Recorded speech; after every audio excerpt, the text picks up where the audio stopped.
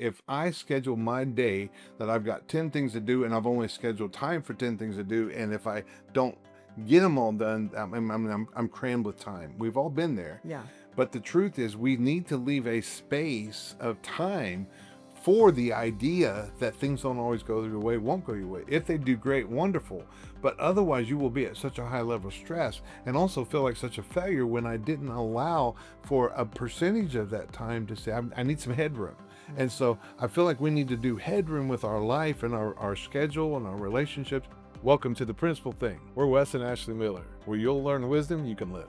Well, hello, and welcome to The Principal Thing for this Principal Thing with Wes Miller and Ashley Miller. We're here. Yeah, we are. What are we looking at today? Oh, well, we're sticking in Proverbs chapter 1, and we're going to talk about verse 8. So Proverbs chapter 1, verse 8, and I'll go ahead and read the whole thing for you. I know last week we took part A of it, but this week we're going to take part B of it because there's just a whole lot in there. I really got a lot out of last week, though. Yeah, I've been listening to that for those instructions all week. So Good. Let me go ahead and read the rest of it. So again, Proverbs chapter 1, verse 8 says, "My son, hear the instruction of your father, and do not forsake the law of your mother." Yeah, there's some heavy stuff in that very one verse of 8. And so we're looking at today's point, and I want to just narrow it down. Wisdom has foundational boundaries or precepts. And what I want to go in right behind it is say, don't invent the wheel. So he says, do not forsake the law that your mother gave you. So in other words, when we talked last week, we talked about we're hearing something fresh. We got to hear what wisdom's saying right now, right there. But when he says don't neglect something, it's something you already know as a true reality and a boundary. The law is a boundary. You know, when I drive down the highway and it says 65 miles an hour is a speed limit, if I cross into 66, I've crossed the boundary. If I go to 75, I'm way past the boundary because now I'm 10 miles beyond the boundary. So what are the laws there? The laws are there to ensure safety, they're to ensure protection. They're actually there to ensure progress and success. But when we don't listen to the law or we neglect it, we're going to hinder wisdom's flow in our life. If you're really going to get wisdom and apply it to your life so that it can help your life, you can't throw out the established law that you already know. And see, that's what this verse was saying. It's not something you don't know. This is there. It's already been set and you realize it. And I think it's interesting because he talks about the difference between the father giving the instruction, but the mother's law. Sometimes we think we can get by with more with mom. Sometimes we perceive that maybe she's going to be the weak link or the weak spot. And so instruction sounds stern, but now the law's like, maybe I don't really need to keep that. I don't need to pay attention to that. And wisdom says, do not disregard precepts or boundaries that's already been preset in life. You already know certain things are right, certain things are wrong. You shouldn't have to have a vote every day on whether to do those things. Those things are there. That's good. Yeah. That's very good. What do you feel like? Well, I feel like in that line there, we've talked to you all before about doing evaluations on our life and how did that work? How did that not work? Well, let's think about back to times of our lives that maybe had failed. Where did I go wrong? Did I break a law there? Are there established things that I know right from wrong? Are there established laws, principles, ways that are right and wrong? And I knew them and I failed. And why did I fail? Why did I not want to listen to that law or boundary? Right. And that can help you right your wrongs. That can help you say, okay, that wasn't wisdom. Grow from that. I can grow from that. And so I think we all do it, but I think even going back and reevaluating where we went wrong, where we got off track, what I did, and what law did I break, whether it's in the natural or the spiritual, that helped bring about those consequences, because I think that can bring revelation. Revelation brings transformation. One that a lot of us know is the law of gravity. I mean, the law of gravity, whether you want to believe it or not, or whether you want to neglect it or not, it's there and it's real. And if you go against the law of gravity, you will find out that it really is there, whether you like it or not, believe it or not. And that's really like the way it is. I was telling you again the other day, talking about speed limit laws and things like that. I said, it's interesting that almost all, and I hate to say this, but I had so many speeding tickets when I was a teenager. And I got speeding tickets so many times, but almost all the tickets I've ever gotten in my life was from 17 to 25 years old. because when I was 17, I knew everything. I didn't need to be told by anybody. I didn't need to care about laws. I neglected the laws. But what happens is every time that I would speed, I would get pulled over, and every time I got pulled over, it got worse and worse and worse, to the point that everything was in jeopardy because I was neglecting the law that was already there. I didn't establish the law. I don't even have to make the law. I just have to respect the law. And he said, don't forsake the law of your mother. In other words, you can't just forget about that or ignore it. You can't start putting aside the boundaries that God has there for your life for protection and think somehow that I'm going to get wisdom beyond that. Yeah. I hear the word rebellion. Oh, At that age, totally. we're in rebellion. Pride. Pride, Yeah. rebellion. Know it all. And I think about even nowadays Mhm. when you're talking about speed limits and things like that. I'm in a hurry. Yeah. So we know, it's not wisdom Mhm. to have to be in a hurry all the time. Yeah. Ever, really. It really is. But And honestly, we need to create pockets of time because things don't always go our way. tell us about, I remember you gave an incredible concept that you got from your Pastor Shannon Yeah. Wooten, but it was an incredible concept. And you talked about headroom or, Yeah. Well, I had taught on headroom before because of music. In music, there's such thing as a headroom. So, in other words, if I'm playing something at 10 watts of power, I don't want to just have 10 watts of power. I want 100 watts of power so that there's 90 watts headroom to my 10 watts of power. Whenever you have more height to whatever you're trying to do, you will have a cleaner sound when it comes to sound.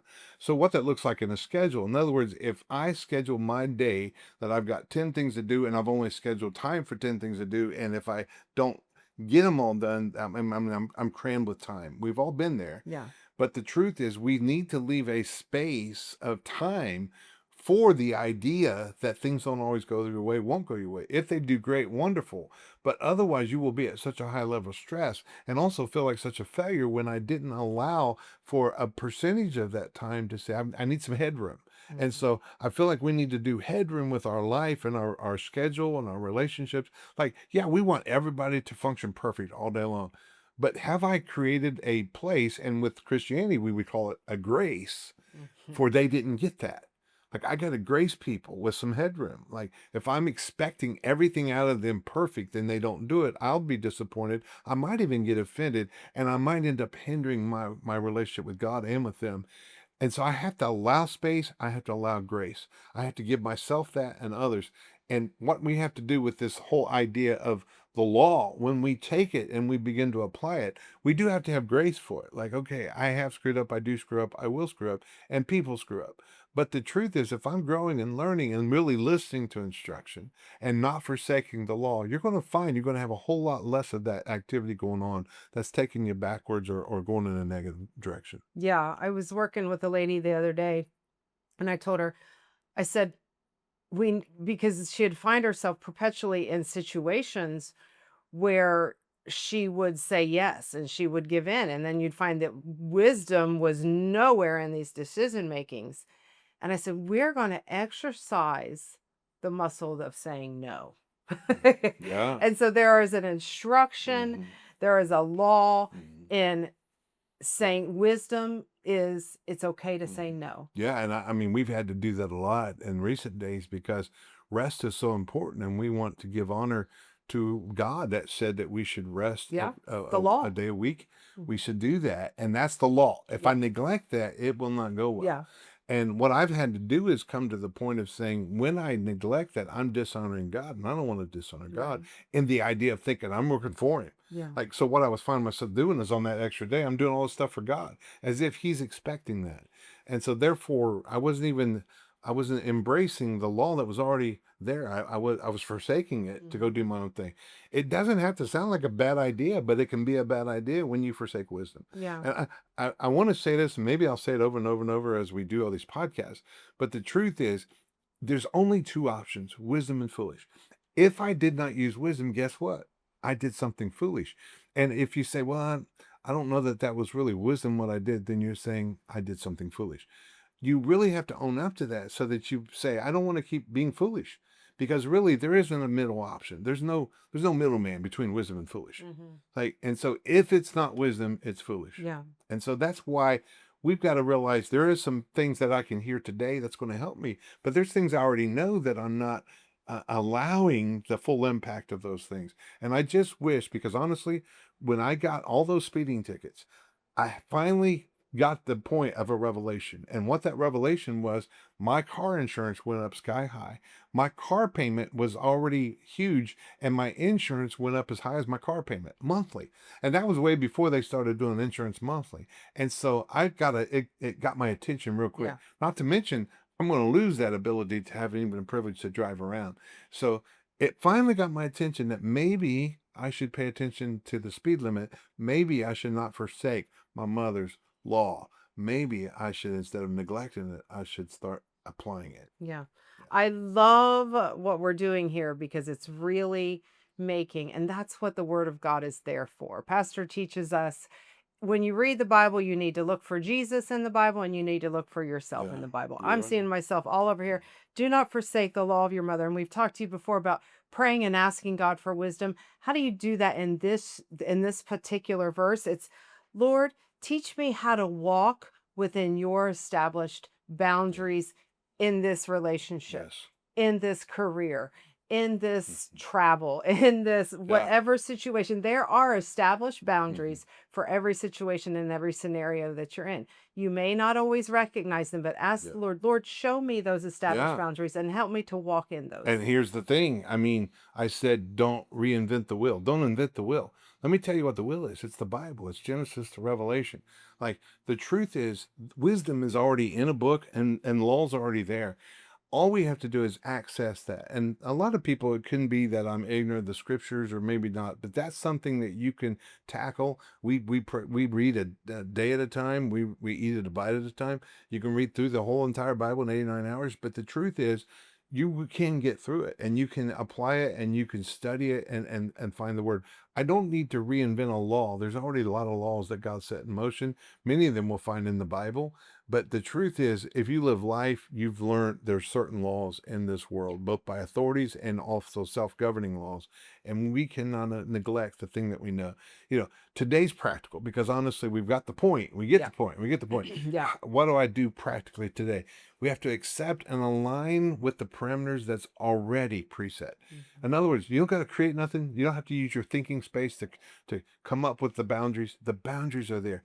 One of the greatest things that we'll ever learn in life is that boundaries are good. Yes. God has boundaries for us, and it keeps us from falling off the map. It keeps us on the course that we need.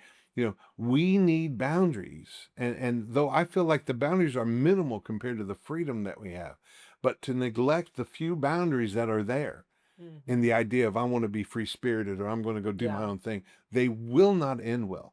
I always like to say God put Adam and Eve in the entire garden. It was a huge place, all kinds of trees they could partake of, all kinds of things they could do. He said, your one boundary is this one tree. Like, I think, look at all the freedom they had, and yet the one boundary they neglected, they forsook.